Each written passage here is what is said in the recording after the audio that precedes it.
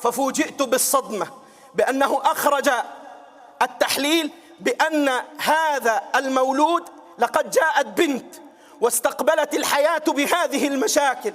جاءت البنت ولكن الطبيب الذي باع ضميره قرر أن يقول أن هذه البنت ليست من هذا الرجل، وقام بإخفاء جميع الأوراق الثبوتية، وترك المرأة بعد أن خرجت من المستشفى ليس معها مالا تدفعه.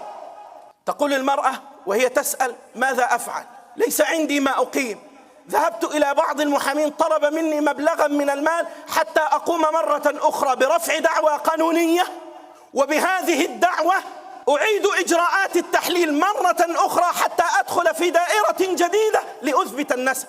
أرسلت ابنتها 15 سنة تبكي وهي تقول: والله ما رأيت على أمي إلا كل خير، إنها امرأة تكد من عرقها حتى تعفنا عن الحرام وحتى لا نطلب من أيدي الناس.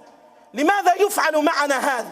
حينها قلت في نفسي: أمن أجل لعاعة من الدنيا تتحول بعض النفوس البشرية إلى ذئاب في ثوب بشر؟ سبحان الله. ما الذي أدرى هؤلاء بأنهم سيعيشون حتى يتنعمون بهذه الأموال التي يتركها هذا الرجل؟ ما الذي أدرى هؤلاء بأن الله سيترك هذه المسكينة ولن يبرئها؟ والله سيبرئها إن كانت صادقة في الدنيا قبل الآخرة، لأن كل مسكين يتغلب عليه إنسان بمنصبه، بمعارفه، بقوته، بسلطانه، لن يكون أمامه إلا الله، هو الذي يواجهه وهو الذي يتولى رد كيده. واسمعوا إلى الحديث الصحيح الذي يرويه عبد الله بن عمر رضي الله عنهما عن النبي عليه الصلاة والسلام أنه قال: ومن خاصم في باطل، اسمع، من خاصم في باطل استعان بمحامي أو بمعرفة أو بمنصب حتى يظلم وهو يعلم أنه على باطل، قال: ومن خاصم في باطل لم يزل في سخط من الله حتى ينزع، حتى يرجع.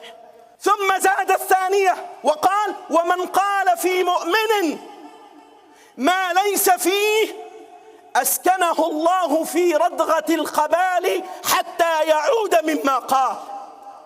في رواية قالوا: يا رسول الله وما ردغة الخبال؟ قال الحبيب النبي: عصارة أهل النار. نسأل الله أن يسلمنا من النار. من الذي يتجرأ أن يبيع دينه وأن يقترف إثما وأن يتهم بريئا ليكون مصيره أنه يتقلب في عصارة أهل النار؟ لماذا؟ ما الذي تساويه هذه الدنيا برمتها حتى نتحول إلى ذئاب بشرية؟ ولكن اسمعوا إلى تلك القاعدة القرآنية: يا كل بريء، يا كل مظلوم.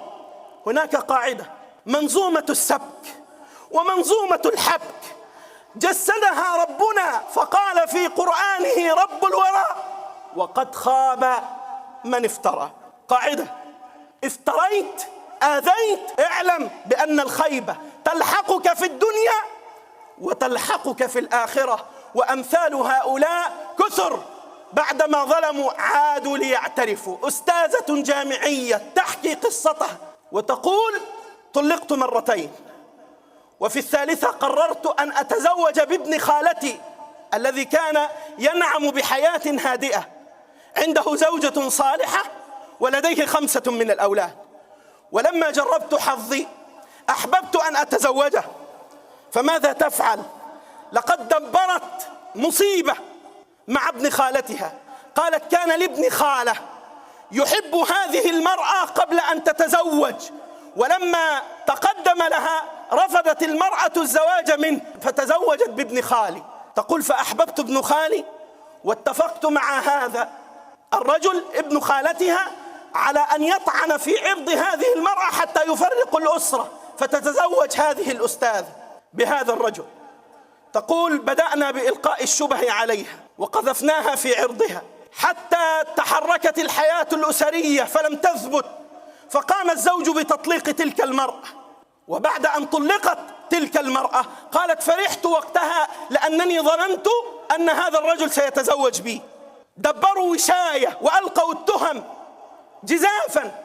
اسمع، تقول مرت الأيام وطلقها زوجها، ولكن بعد سنة إذا بهذه المرأة البريئة التي اتهمت زورا وبهتانا تتزوج برجل صاحب منصب أفضل من هذا الرجل، وهذا الرجل لم يلتفت إليه، لقد تزوج بغيره.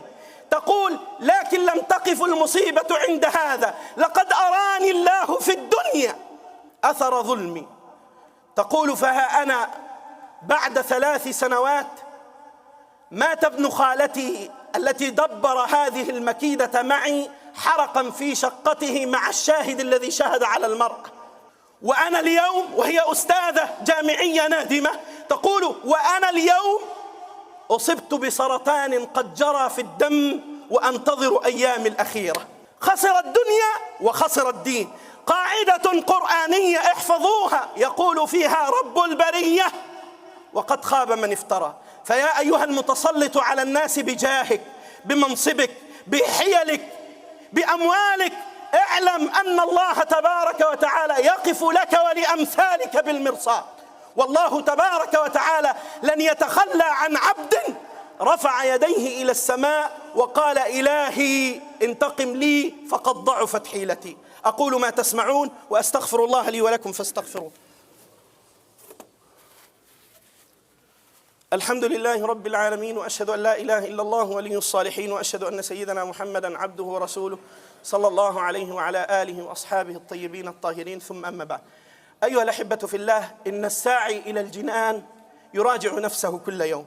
إذا كانت عنده مظلمة متعلقة بعبد من العباد فليتخفف منها وليطلب المسامحة في الدنيا قبل أن يقف بين يدي الله تبارك وتعالى، فإن الله قد يسامح بحقوقه هو، لكن لا يسامح بحق العبد إلا إذا سامح العبد. وقد كان النبي صلى الله عليه وسلم كما يروي أصحاب السنن الأربعة، واللفظ لأبي داود، تقول أم سلمة رضي الله عنها: ما خرج رسول الله صلى الله عليه وسلم من بيتي قط إلا رفع طرفه إلى السماء، رفع رأسه إلى السماء وهو رسول الله، فكان يقول: اللهم إني أعوذ بك أن أضل أو أضل أو أزل أو أزل أو أظلم أو أظلم أو أجهل أو يجهل علي.